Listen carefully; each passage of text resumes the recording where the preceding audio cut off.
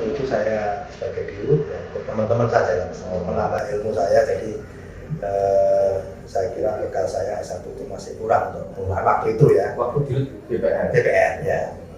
Gimana? Di AUB Solo. Di Solo juga ya, di AUB saya menyelesaikan S2 Magister Manajemen itu tahun 2014. Jadi sebelum saya habis masa jabatan di sana. Terakhir itu ya, Ya. nambah.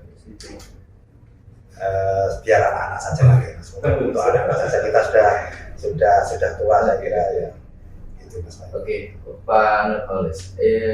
Kalau sekarang Perumda itu kan bagian daripada badan usaha milik daerah. Ya. Kemudian tentu saja lika-liku dan tantangannya ini pasti ada perbedaan dengan murni swasta. Ya. Sebelumnya sudah pernah di DPR juga bagian dari BUMD.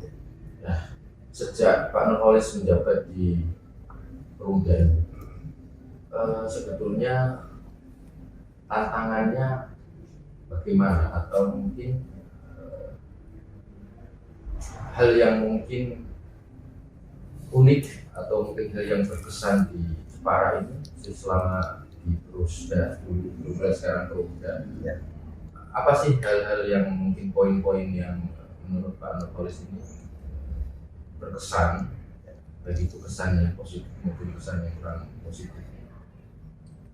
Ya, jadi menarik sekali apa yang disampaikan Mas Fahmi tadi tentang tantangan. Ya. Bagi kami tantangan itu berdampingan dengan peluang. Ya. Jadi ada kekuatan, kelemahan, peluang dan ancaman kan seperti itu Mas ya. Analisisnya. Ya, analisanya seperti itu gitu ya, di dunia manajemen seperti itu. Sebenarnya pengelolaan badan usaha milik daerah itu dibanding dengan swasta, menurut saya pribadi peluang atau kekuatan kita itu lebih besar. Sebenarnya kita kalau mau Dari aspek apa? Dari satu contohnya. contohnya begini. Jadi kebetulan kita ini kan bergerak dalam core bisnis aneka usaha ya. Aneka usaha kita ada perdagangan, ada percetakan, terus ada agribisnis, ada SDM, walaupun di SDM itu kita hanya penyaluran untuk nelayan dan subsidi ya. Untungnya nggak seberapa. Saya berbicara kekuatan itu kekuatan itu kan sebuah power ya, sebuah power. Jadi kalau misalnya kita bicara satu saja tentang perdagangan maupun percetakan, dinas-dinas ini adalah peluang yang luar biasa. Pasarnya. Pangsa pasarnya yang artinya dibandingkan dengan swasta, sebenarnya itu lebih mudah kita yang masuk. Aksesnya lebih. Ya. Karena apa? Secara struktur saja kita bisa melihat bahwa dalam hal ini KPM itu Pak Bupati. Pak Bupati punya pemerintah, punya dinas-dinas dan sebagainya. Kalau ini tombol ini kita pencet satu kali aja. Saya tidak berbicara masalah monopoli. Saya sampaikan himbauan. Misalnya minimal kita himbauan. Pemerintah, dinas-dinas, instansi ini daripada belanja di swasta, mending kita punya perusahaan sendiri. Ayo kita kembangkan bareng-bareng. Yang hasilnya juga. Hasilnya nanti toh pemerintah. nanti kita ada pendapatan, laba-labanya kan kita kembalikan lagi ke daerah untuk pembangunan. Nah ini kita berbicara masalah peluang maupun kekuatan, kan seperti itu. Berbicara masalah tentang kelemahan itu pengelolaan BUMD itu SDM-nya dari dulu itu mindsetnya itu sudah terpatri atau seperti PNS. Nah ini yang membedakan antara swasta dan semi pemerintah seperti ini. Jadi kita tidak bisa kita pungkiri bahwa teman-teman otomatis yang sudah lama-lama itu ya, yang mungkin pada waktu itu proses masuknya pun tidak seperti swasta, kadang-kadang kan seperti itu ya. Kita harus sadar itu, makanya mindset ini yang ke depan yang perlu kita benahi. Kita itu perusahaan mencari profit oriented, bukan sosial. Ini yang harus kita benahi. Ini kita swastakan.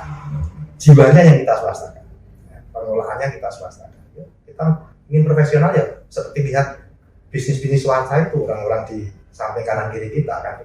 Itu mungkin sama halnya ketika ini ya, beberapa BUMN milik pemerintah pusat itu kemudian ada yang kemudian biasanya rugi dan lain sebagainya. Rata-rata Pak Nur gitu ya.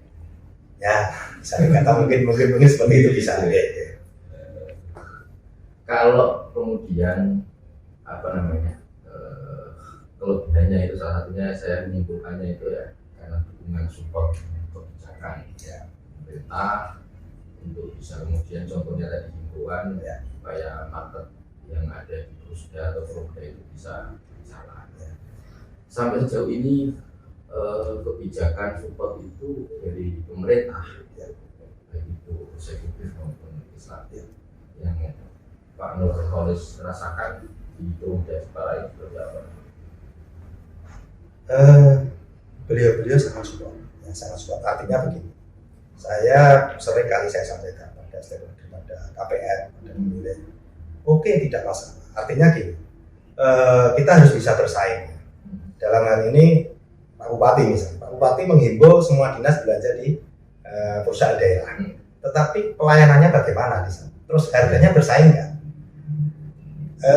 Harga saya bilang bersaing itu kita jangan mahal harus kita melihat pesaing kita kan gitu. Jadi kalau itu bisa bersaing, artinya pelayanannya juga bisa bersaing dengan swasta dari sisi harga, price-nya juga kita tidak kalah dengan swasta. Ya saya kira beliau pada mendukung, pada bersedia untuk ke sini. Jadi terus tadi yang kurang mungkin bisa saya tambahkan itu dari sisi himbauan tadinya, jadi untuk pangsa pasar. Terus yang terpenting lagi kalau kita berbicara dengan antara perusahaan daerah dengan swasta, kekuatan kita ini kan kita mulai pemerintah kan dari sisi permodalan. Permodalan kan mestinya kita lebih mudah. Artinya lebih mudah itu begini. Dibandingkan dengan swasta saja punya usaha dengan modal begitu besar. Kenapa sih Pemda dalam hal ini tidak berfokus untuk membesarkan, ayo kita kembangkan perusahaan daerah kita dengan dana penyertaan dari daerah kan seperti itu. Tentunya memang kalau kita berbicara tentang penyertaan modal, kita bisa membuktikan bahwa perusahaan yang kita kelola, perusahaan daerah ini, Perumda ini harus benar-benar sehat. Ya, jadi saya kan sudah 5 tahun, Mas. Jadi Perumda 5 tahun ini nggak dapat penyertaan modal. Ya, jadi nggak dapat penyertaan modal. Kalau boleh saya sampaikan, kemarin saja kita 3 tahun kena dampak pandemi COVID itu. Kita bagaimana? Saya dan teman-teman merapatkan barisan, artinya dengan sumber dana yang ada kita harus bisa memaksimalkan. Satu contoh misalnya, kita harus melakukan efisiensi pada sebuah biaya-biaya operasional yang kiranya tidak terlalu tinggi. Terus pada fokus bisnis juga kita harus melihat betul kira-kira di saat seperti ini, saat pandemi ini apa yang kebutuhan masyarakat yang dibutuhkan saat ini. Ini kita harus tangkap. Nah ini yang kita lakukan dengan sejauh ini dari beberapa periode, beberapa tahun di Rusda dan sekarang namanya Perumda Jepara ini, secara grafik ya, itu keuntungan atau progres dari perusahaan yang ada di Perumda ini dari tahun ke tahun kecenderungannya seperti apa? Saya sampaikan 3 tahun terakhir ya, mulai 2019 sampai 2021. Pas COVID itu? Ya, pas COVID. Gimana? Jadi 2019 memang kita mengalami penurunan yang gratis. 19 ya 19 kita laba perusahaan tidak ada 200 juta. Dividen yang kita setorkan di tahun 2020 itu hanya 99 juta sekian. Terus tahun 2020 laba kita sudah 400 sekian juta. Naik. Ya, dividen kita potong pajak terus dividennya naik sedikit 135. Dari 135 terus tahun 2021 laba kita kemarin sudah 850 juta. Ya, PAD yang kita setorkan kalau laba 2020 di DURD itu kan hasil yang kita peroleh 1 tahun itu PAD-nya kita setorkan di tahun berikutnya. Tahun 22 kemarin kita 341. Target kita nanti di tahun 2023 ini dari hasil 2022 laba kita 1M komanya sudah tercapai. Alhamdulillah teman-teman sudah tercapai. Ini kan sudah tutup buku. Ya, yang 22 sudah tutup buku. Berapa itu terakhir? 1 miliar 23 juta. Yang kedua sudah terpenuhi. Lebih ya. Tapi PAD yang kita setorkan di angka 450-an. Berapa persen juga? Dari 315 menjadi ya berapa persen itu, dari mungkin hampir 50% kenaikannya. Ini saya kira berkat kerja keras teman-teman juga atas kepercayaan ya konsumen kami, masyarakat dan pemerintah, juga dibantu teman-teman juga, mungkin Mas Wahyu mungkin barangkali ada info apa sering dimasukkan ke kami, dan teman-teman juga itu saya terima kasih. Itu tidak lepas dari itu maksud saya. Saya menarik sebetulnya mengenai pendataan modal ini. Terakhir kapan nih sudah atau perusahaan mendapatkan pendataan modal? Karena gini, pendataan modal itu kan perlu diketahui juga oleh publik bahwa pendataan modal di perusahaan daerah itu memang harus ada kesepakatan pemerintah. Artinya tidak hanya di eksekutif, ya, tapi juga legislatif, ya, kan? Artinya ada persetujuan dari legislatif karena kaitannya sama anggaran APBD. Ya. Nah, terakhir kapan mendapatkan suntikan itu tadi, permodalan dari pemerintah itu? Terakhir 2017. Jadi sebelum kami dan teman-teman masuk ke sini, mulai 18 sampai dengan ini ya 22 ini kita tidak.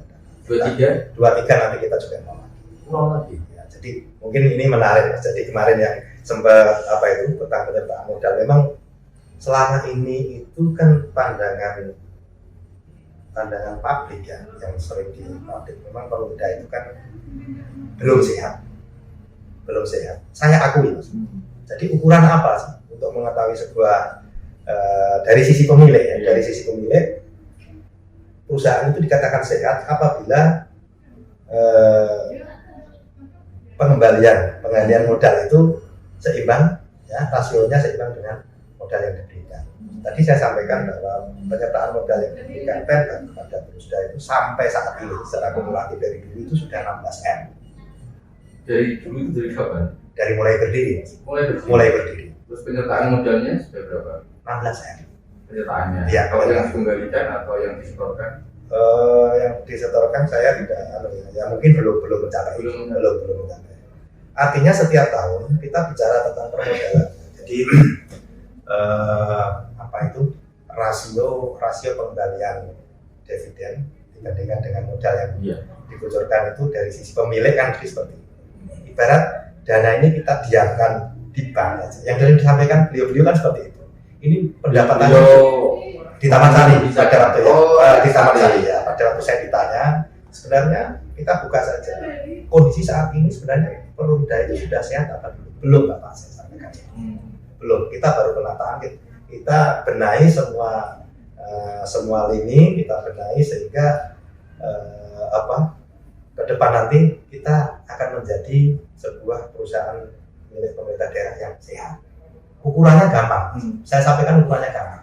Kalau tadi diukur dengan dana itu misalnya 16M itu kita diamkan di bank, itu sudah mendapat berapa? Kita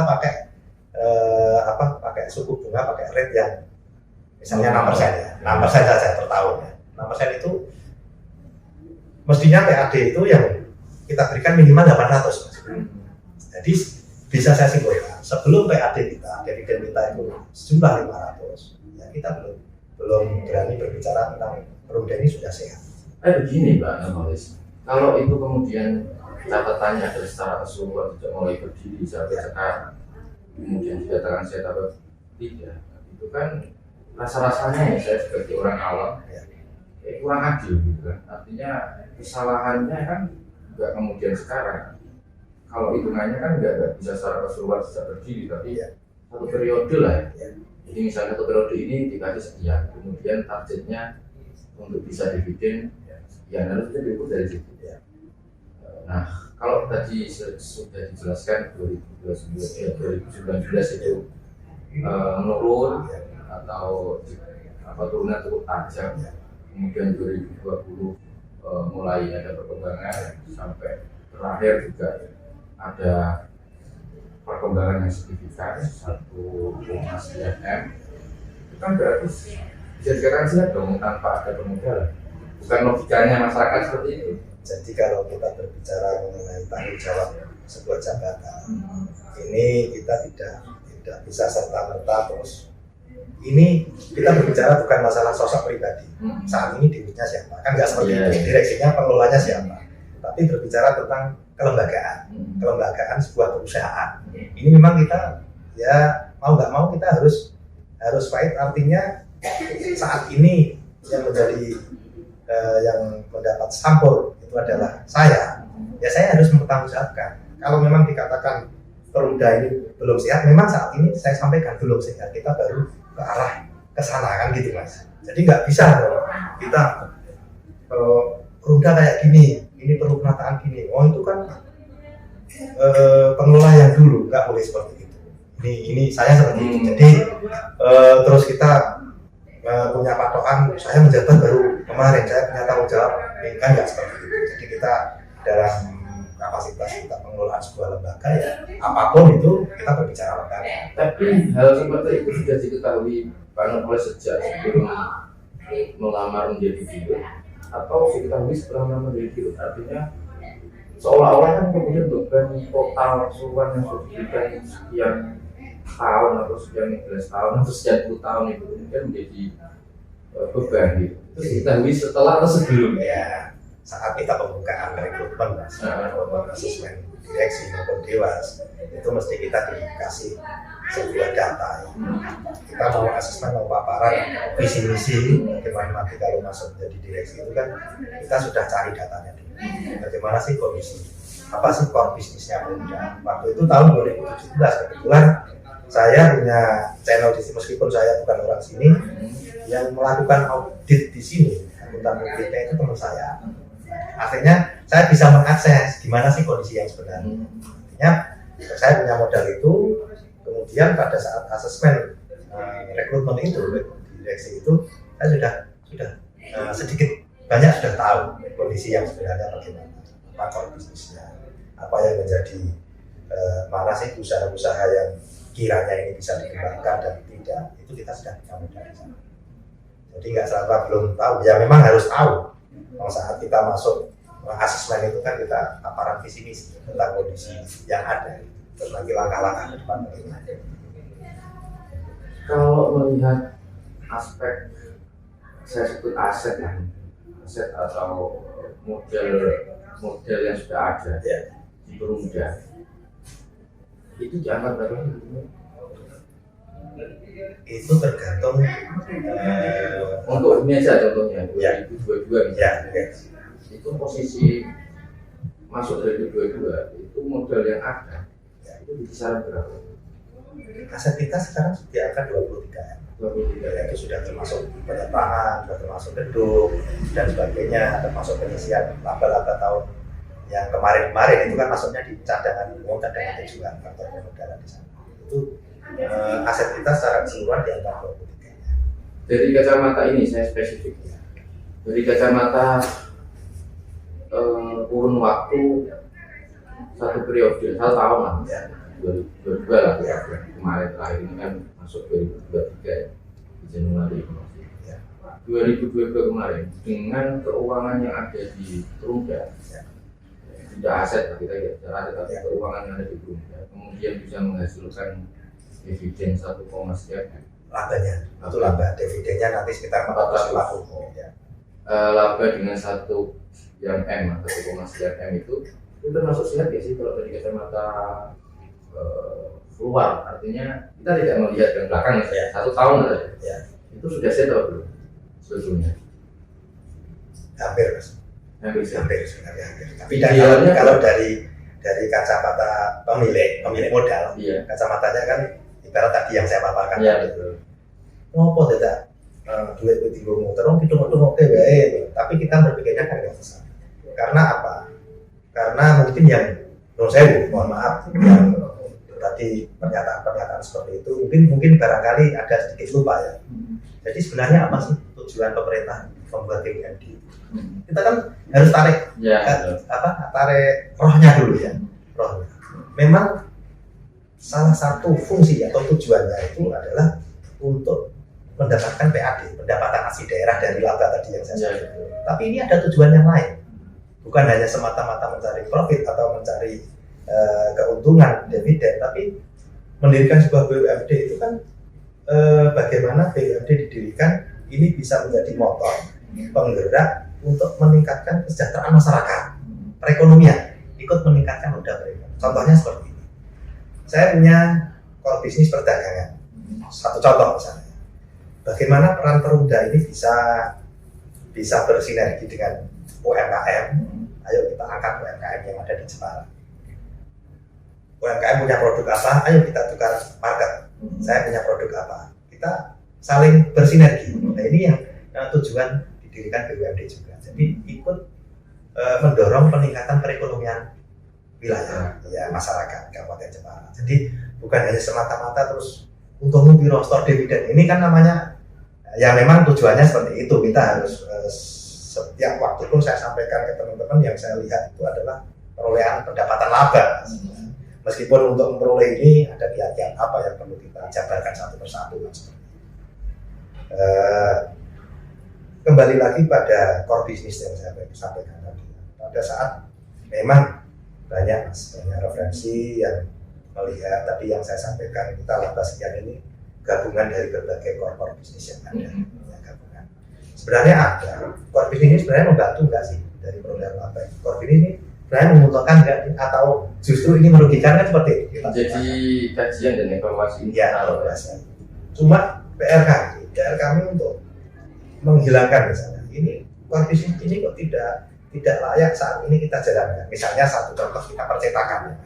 Percetakan itu dilihat kanan kiri kita di lingkungan kota saja banyak berdiri percetakan yang mesinnya justru lebih canggih dari kita. Karena apa? Ya, kembali lagi pada tadi mesin kita itu percetakan percetakan zaman Belanda. Iya itu offset saja sudah rusak. Dulu kan seperti itu. Artinya sudah tidak bisa meng-up. Nah ini untung saja ini kita sudah yang terakhir sudah punya MMT.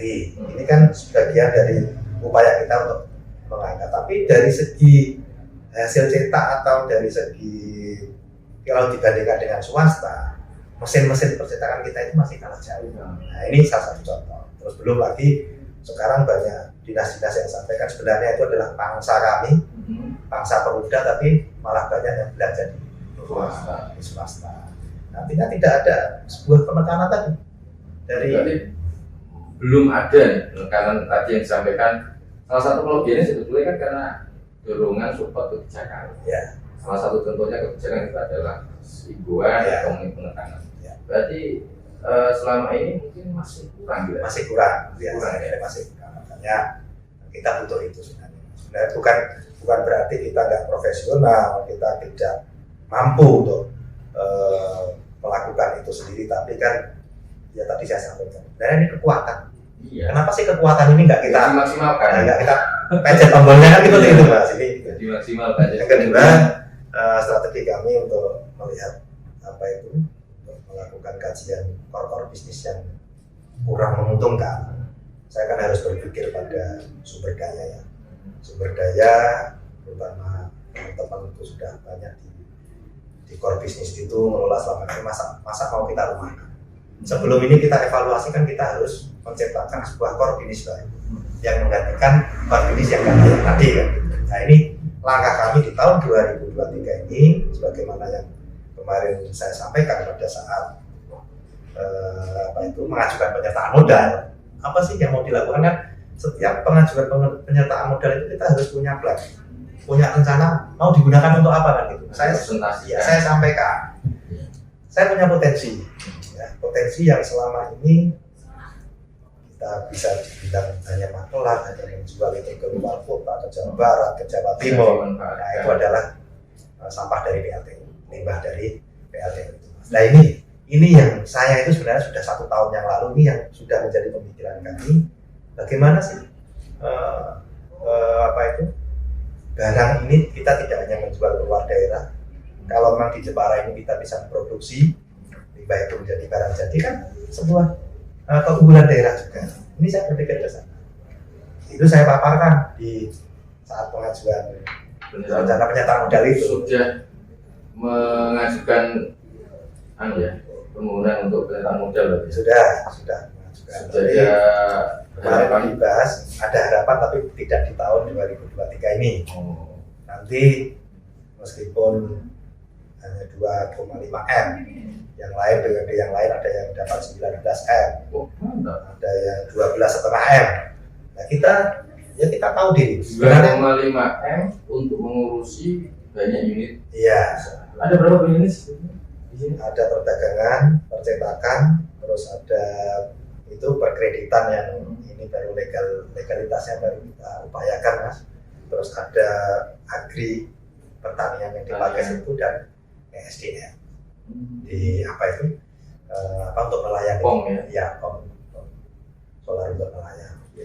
2024 ya. Dan ini juga 2023 enggak, karena kemarin keputusan dari Pansus kita sampaikan kajian pendirian pabrik Faba itu memang terus terang perizinannya belum komplit kita miliki, baru sebagian. Nah ini baru proses, karena baru proses beliau-beliau ingin tahu dulu biar itu komplit dulu. Makanya saya sendiri pun kalau itu modal itu di share di 23, 500, 24, 15 itu malah nanti enggak istilahnya nggak temonjol kan itu Mas, nggak temonjol, lebih baik nanti yang 500 ini dipending dulu. Nah, terus kiat apa? Nah, apakah ini tanpa penyertaan modal kita akan vakum? Tidak jalan, tidak. Saya tetap jalan. Saya sudah menyiapkan 1 tahun yang lalu untuk perubahan struktur organisasi di sini. Mau dirampaikan atau mau ditambah? Core bisnis ini saya tambahkan. Artinya ditambah SDM-nya di SDM tetap nanti kita dari yang kita optimalkan. Ya. Jadi tadi saya sampaikan bahwa banyak ada beberapa core bisnis kami yang sebenarnya itu hanya menjadi beban atau tidak bisa memberikan kontribusi ke pendapatan perusahaan yang sesuai dengan keinginan kita.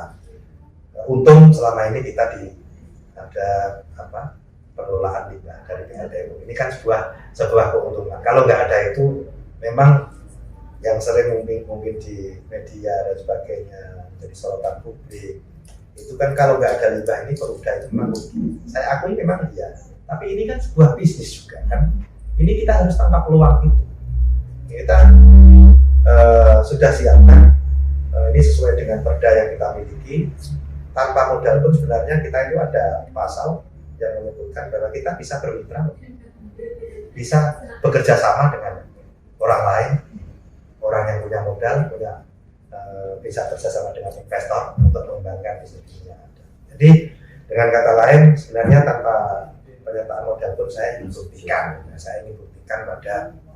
pada pemilik, pada masyarakat bahwa tanpa modal pun itu kita bisa. Pertanyaan mungkin terakhir ya. Bisa nggak sih di BUMD seperti Perumda ini kemudian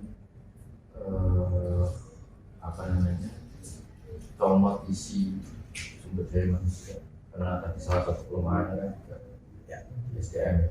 Misalnya seperti perusahaan swasta kemudian bisa kapan saja comot dan isi pas dan mengisi keluar dan masuk SDM yang sekiranya memiliki kualifikasi yang sesuai dengan kebutuhan, benar-benar sesuai dengan kebutuhan, termasuk perkembangan zaman.